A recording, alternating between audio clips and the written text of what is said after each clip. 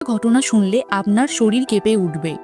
আপনি কি জানেন জগন্নাথ মন্দিরে এমন কিছু রহস্য আছে যেগুলি আজও কেউ চোখে দেখে না, তবুও ঘটেই যায়। 1 নম্বর, প্রতি বছর রথযাত্রার আগে জগন্নাথ বিগ্রহে ঘাম জমে।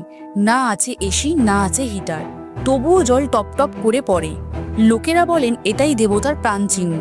2 নম্বর, সুভদ্রার বিগ্রহে আপনি কোনো চোখ খুঁজে পাবেন না, কারণ তিনি একমাত্র যিনি দৃষ্টির বাইরে জগৎ দেখেন, যিনি দেখেন আপনার অন্তরের সত্য। 3 নম্বর, প্রতি 12 বছরে বিগ্রহ পাল্টানো হয়।